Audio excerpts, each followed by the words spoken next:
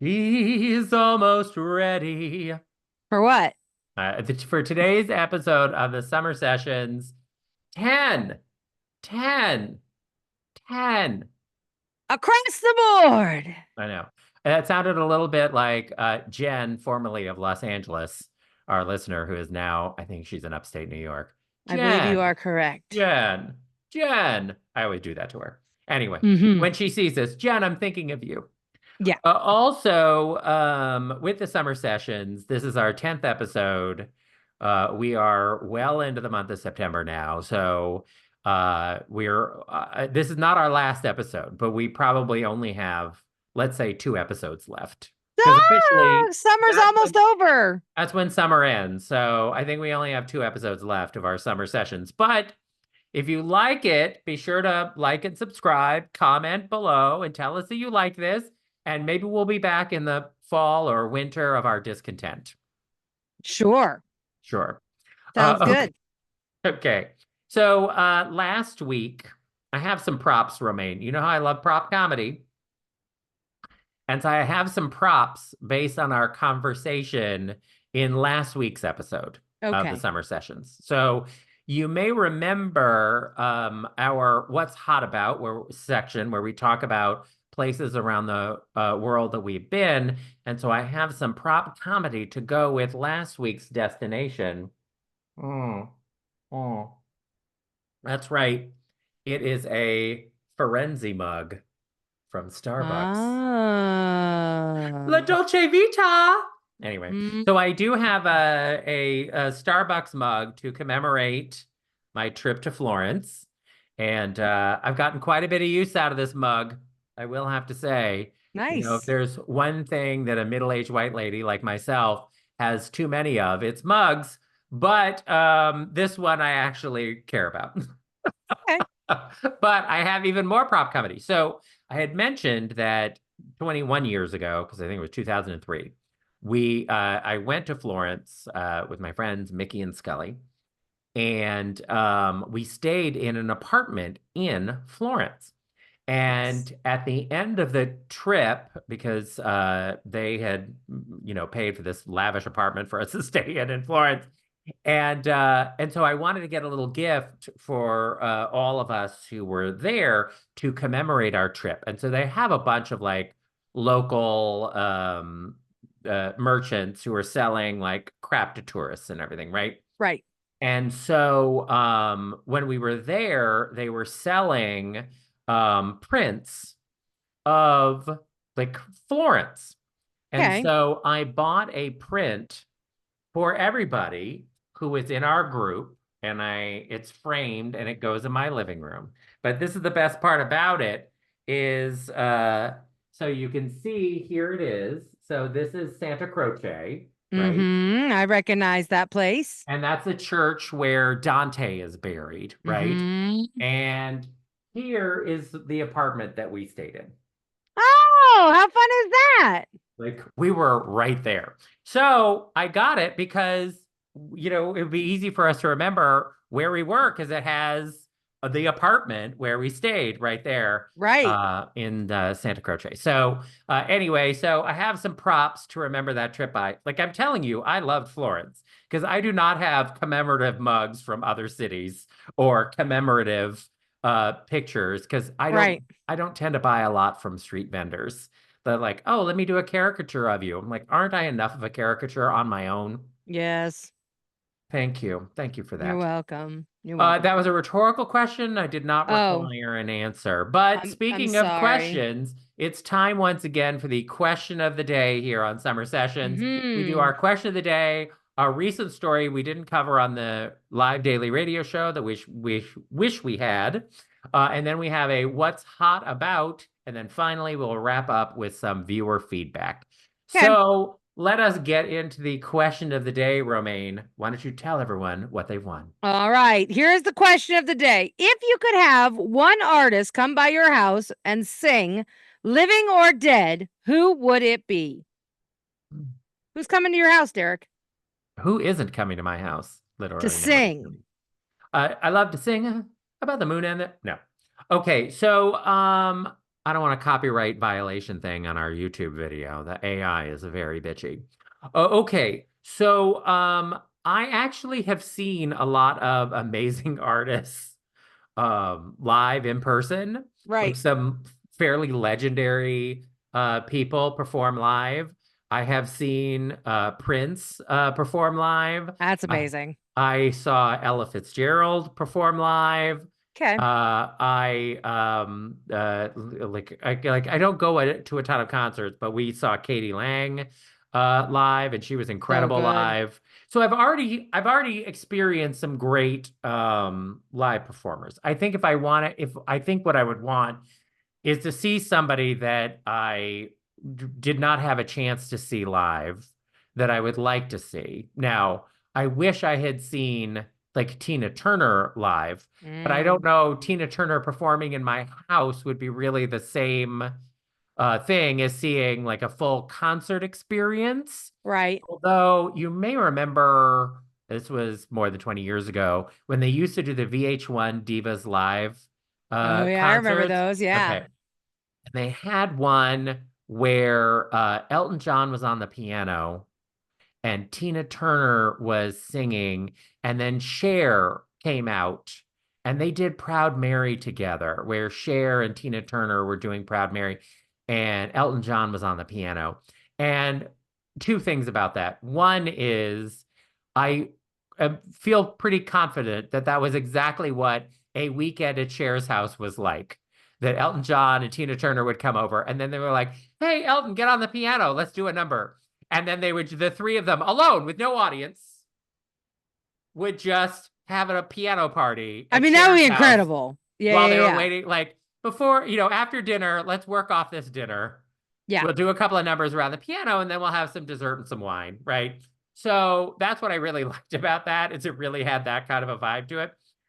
So if I could have an at-home performance thing, like I would not mind something like that. But I Okay. also wouldn't have minded a performer that that was before my time that I would have liked to have seen, like a Nina Simone or Billie Holiday, Sure. somebody who was really like somebody who's really would go a very intimate one-on-one performance, like at a piano would be really an incredible experience. So I'm kind of thinking about the venue part of it, of like, I don't have a giant house, and it would be almost better to have sort of a singer who it's just about them and their voice, yeah, singing. All right, Romaine, that's my pick. So I'm like you. I've seen a lot of the artists that I really admire in pretty small spaces singing live. So like I've seen Pink sing a cappella in the room that I was in, like a tiny, teeny, tiny room. I've seen Lady Gaga up close and personal. I've seen um Reba McEntire up in like there are people that I love that I've seen very close. So I don't I think I'm going to take this question a little bit different, just because the question is, if they came by your house, you can have one artist come by your house and sing. Okay, great. But I don't really want him to sing. I just want to hang out with the artist. That's how I'm interpreting this question. So Okay. for me, the artist I want to hang out with is going to be Madonna. She's one of the few artists that I've loved my whole life that I've never met in person. And I would want to talk music business with her more than like anything else. I just want to talk to her about aspects of the business and her take on certain things, because I think it would be very interesting for me Yeah, I'm personally. sure she would love that. And I don't care if she sings, because I know she's not a great singer. So that I could care less about that. I mean, it's it's true. But I'm I would sure she'd want love to hang out with you now. no. But I would she's probably the one artist that I would love to see. Now, if I had to pick an artist, and again, I'm gonna use some of my own interpretation on this. So if I had to have someone come and sing a song for me, living or dead, in the dead department, I would actually want my brother Michael, because he was a theater performer. He loved to perform on Broadway or like off Broadway community theater type shows. So I think I would love to have him come by the house and sing, because I obviously don't get that anymore, but I would love that because he had an amazing voice and he was just a very dynamic performer. So that would be fun. I think that's Yeah. very beautiful. Thank you. Well, Thank I you. think there are no wrong answers here. No, there really are. I mean, there's so many incredibly talented people out there that, it's hard to pick one or two or three or four or five, 10, 20. I could pick so many. Yeah. All right, let's jump into a recent story we didn't cover, but we wish we had. So last week, we got so caught up in the movie theater drama that we didn't get to My Romaine's story of the story. week. So this week we will only have Romaine's story. And Derek, I also brought prop comedy. I don't know if it's comedy, but I brought props. So today you might notice wearing a goat hat because we're going to be talking about a goat.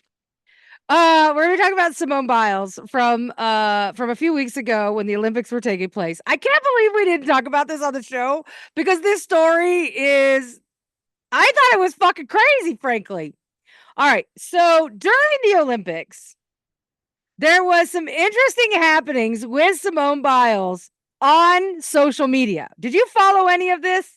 I don't know what you're Okay. referring to, so I have All no right. idea. I'm pretty in social So media, but I don't know. Simone Biles is in a battle of words with another gymnast that we are all pretty familiar with. It was a former teammate of hers, Michaela Skinner. Now, so Michaela, I guess a while back, had made a comment about the current batch of Olympic gymnasts, female Olympic gymnasts that were going to be competing. And she says, this is what she said. She said, a lot of girls don't work as hard. The girls just don't have the work ethic. And she was talking about, and she said, that she also said, besides Simone, I feel like the talent and the depth just isn't like what it used to be. Meaning, when she was on the team, she says, lack of talent, lazy Olympic champions. Okay, this is what she said. Now, Simone did not take that very kindly, obviously, because she was basically the captain of the team. And the team that did, by the way, go on to win the gold in the all arounds. And so during all of this, Simone had been posting some rebuttals, let's say, on her social media. And eventually her rebuttals got her blocked because on July 31st, she posted on her socials, oop, I've been blocked with a crying, laughing emoji because Michaela Skinner had had enough and decided to block Simone and some of her retorts to um this criticism that she had posted. Now, this went on for days. And Yep. that's why I can't believe we didn't talk about this because this back and forth between these two literally went on for days. And so eventually Michaela was like, Simone, please make it stop because she was just getting tons and tons and tons of like basically social media hate directed at her because Simone Biles, greatest of all time, she's a fucking national hero. People love her. And if she decides to turn her eye against you in a I'm not a fan way, guess what? All of her fans are going to do the same. I. And so basically, Michaela Skinner just was hated on for the entire Olympics. Like every day, people they said horrible, mean, hateful things to her and basically told her she didn't know what the fuck she was talking about. And the girls were not lazy, but they were badass bitches and she should respect. So this is, I mean, I think that Michaela is really wrong here because, we work in a business. Probably the more direct analogy is probably when we were at the old facility, although obviously there are other people who do live radio shows and podcasts and that kind of Right. thing. Like everybody is, to a certain degree, you're competing with other people, but at the same time you're also facing all the same issues that everyone else is facing. And really, you're only in a competition with yourself. Right. And it's not necessary to tear down other people to build yourself up. You're either good or you're not good. You're either Yeah. working hard or you're not working hard. You know, tearing somebody else down doesn't necessarily help you. Now, Romaine and I notoriously are like sore winner shit talkers. Like we are the best. And you know, other people can take that as us saying they're the worst.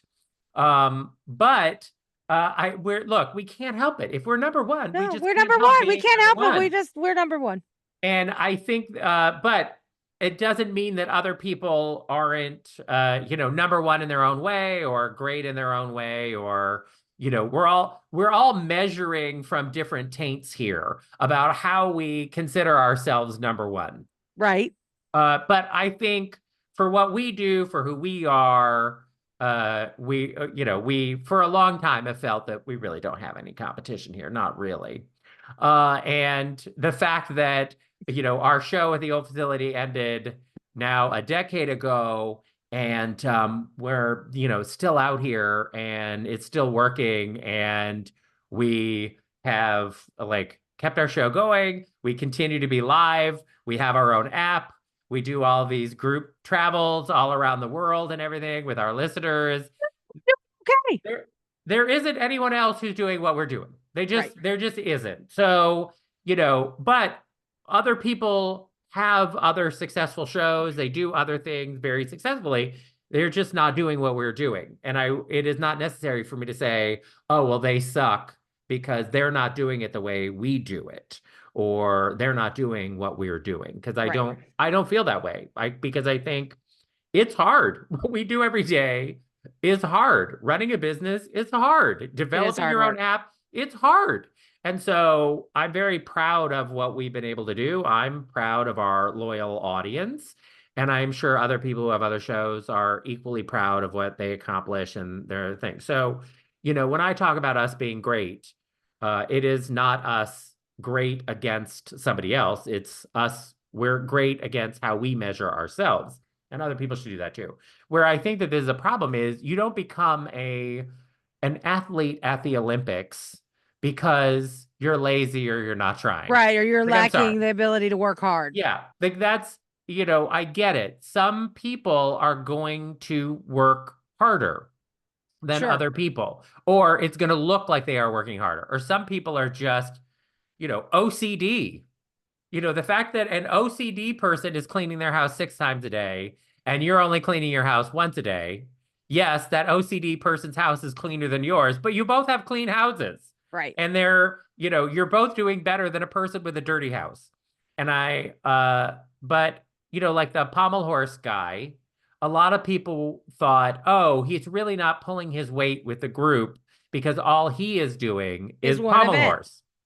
But he was strategically placed on that team for a reason, because they wanted to medal and they knew where their deficits were. And they specifically brought in a teammate who could bring them up so they could level at medal. And that's what they did. Right. And so you don't hear any animosity from pommel horse guys' teammates about how, you know, oh, he only had to do this one thing, you know, because the reality is this is part of what being in a team is.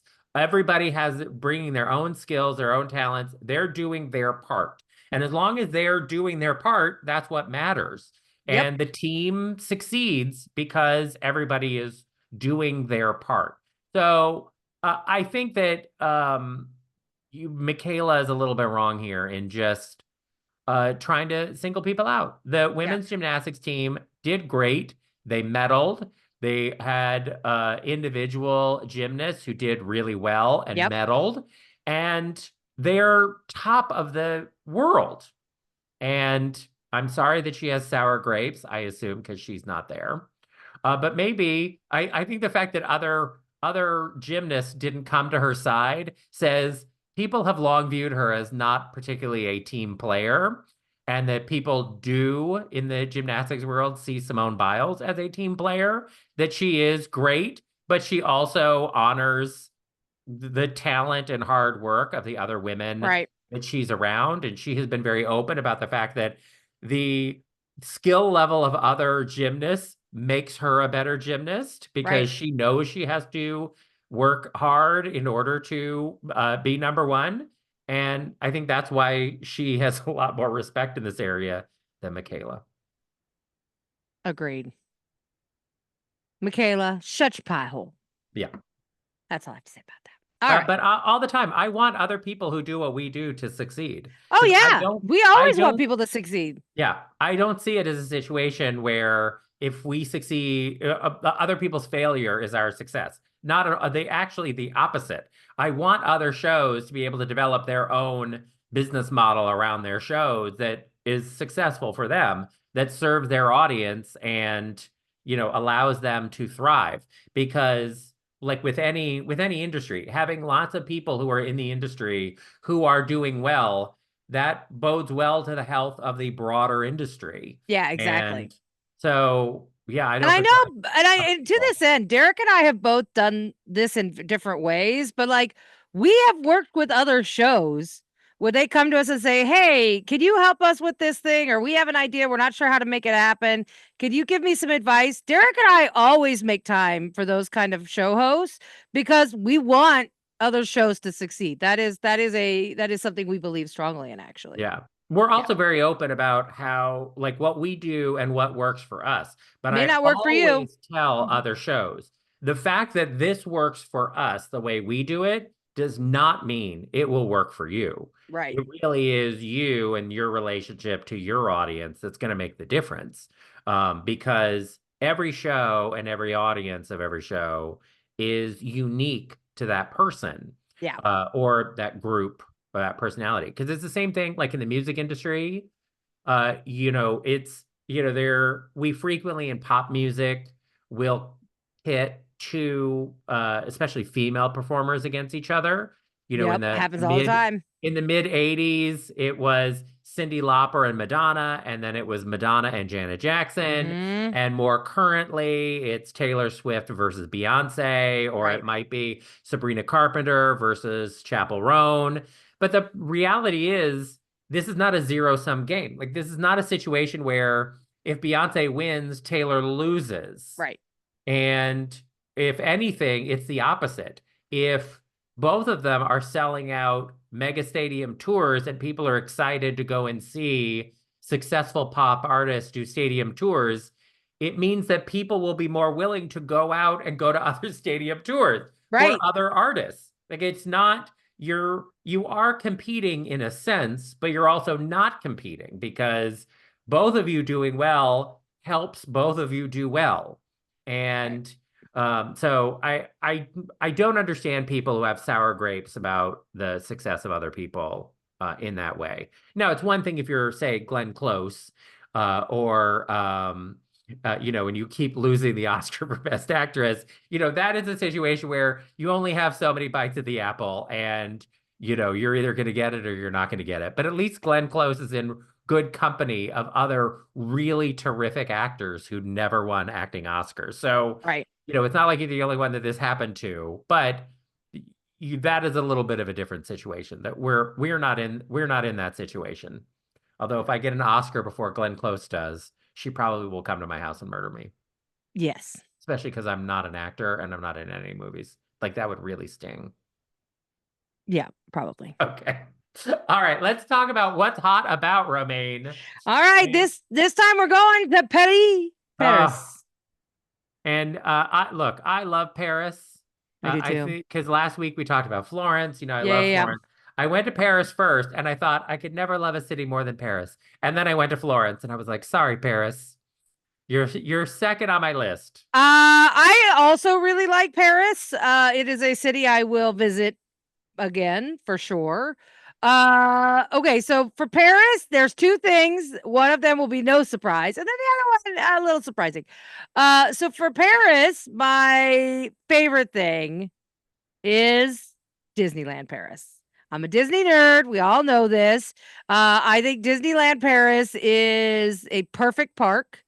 It's not too big, it's not too small, it's fucking beautiful. Thrilling rides, Not gigantic crowds like you find in America. Um, just really a wonderful, wonderful Disney experience. It's got enough American vibe to it that you feel comfortable, but it's also not American, which is nice. Because people are more polite and things are cleaner and just more beautiful. I really think Disneyland Paris is exquisite. The other thing I love about Paris, and this happened on both of my trips that I went on to Paris. One, Derek was with me, one he was not.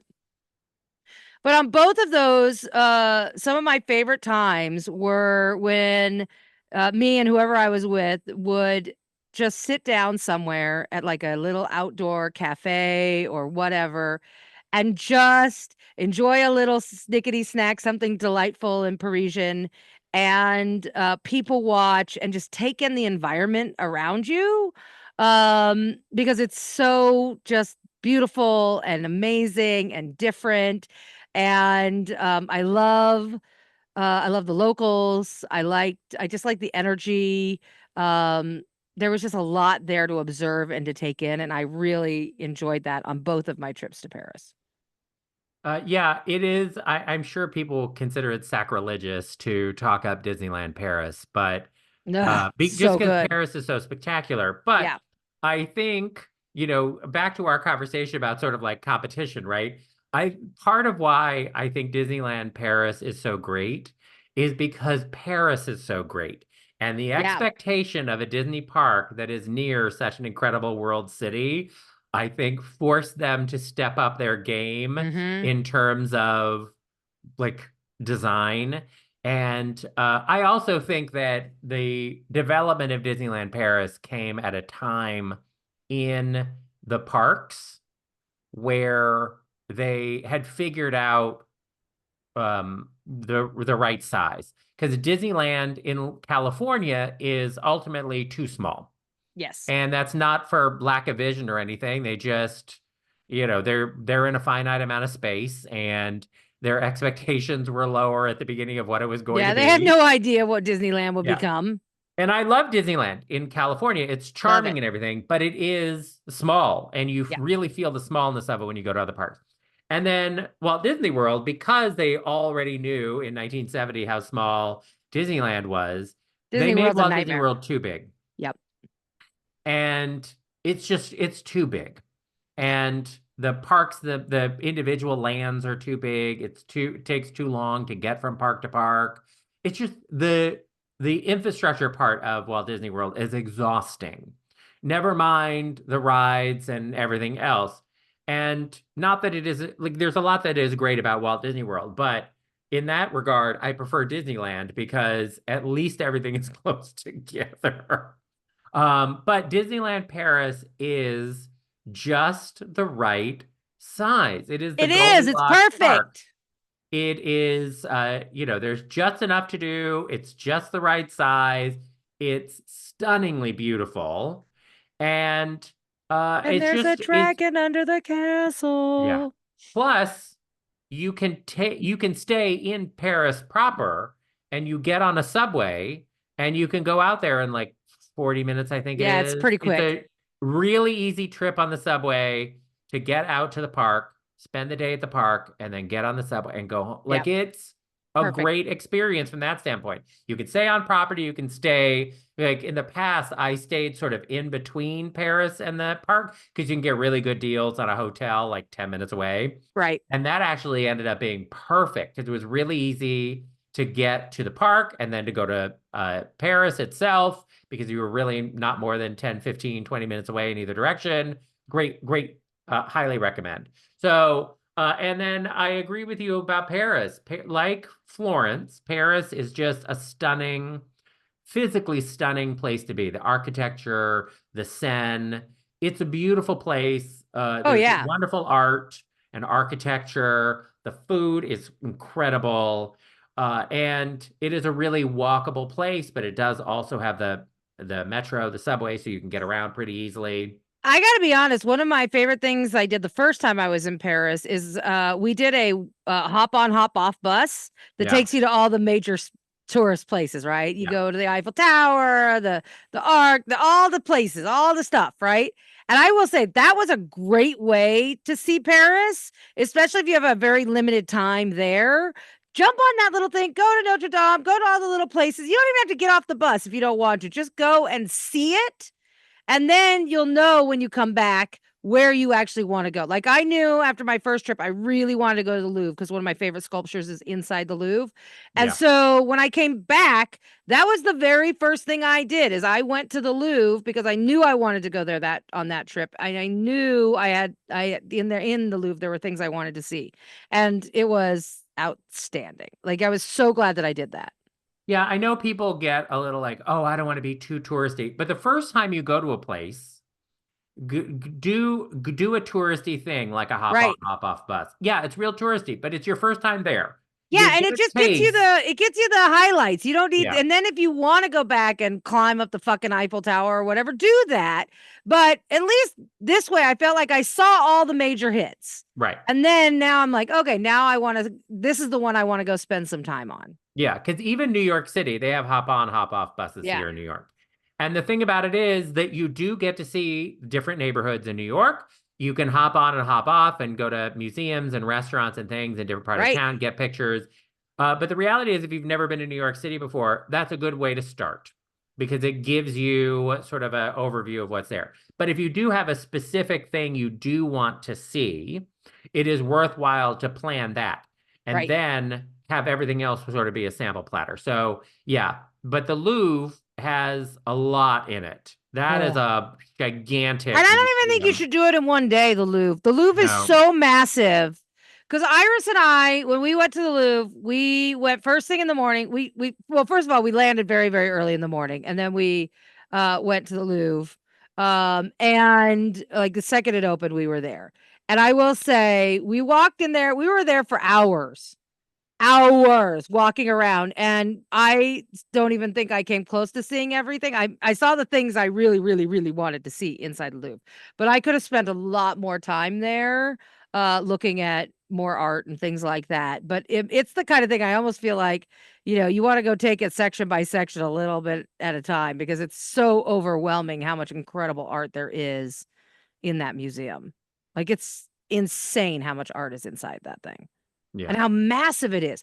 Like I remember studying it in school, like in high school, but I had no idea how massive the Louvre is. It is gargantuan. yeah. Well, it's a huge palace I mean, that they it's turned into a city museum. blocks long. Yeah, it's It's just huge. wild. Yeah. And the thing is that people go and they want to see the Mona Lisa, and Yeah, the Mona she's all Lisa right. is tiny and whatever else, but there is so much more to see there. There really is a lot to see.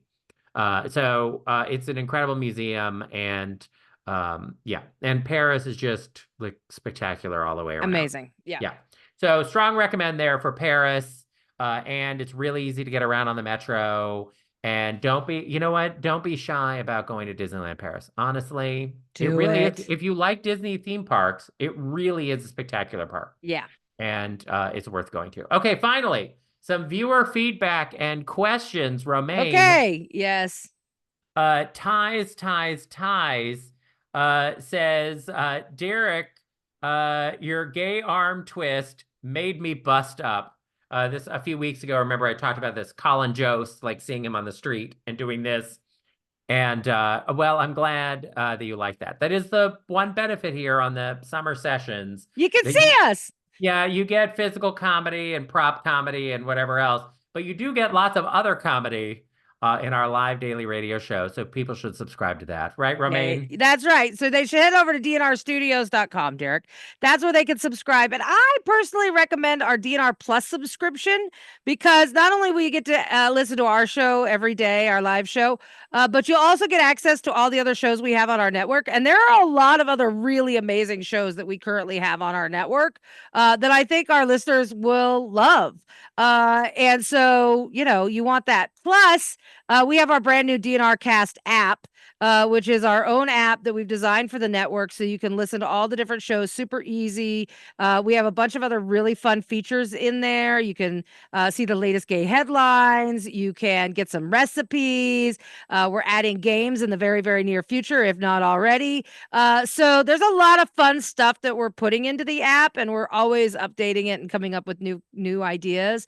And it's super easy to use. So once you have your DNR Plus subscription, you're pretty much good to go to listen to some really great curated LGBTQ content. That's right.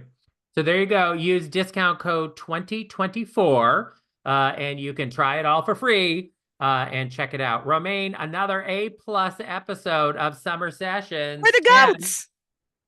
we are the greatest of all time. That's true. All right. Keep watching. We'll see you next Tuesday.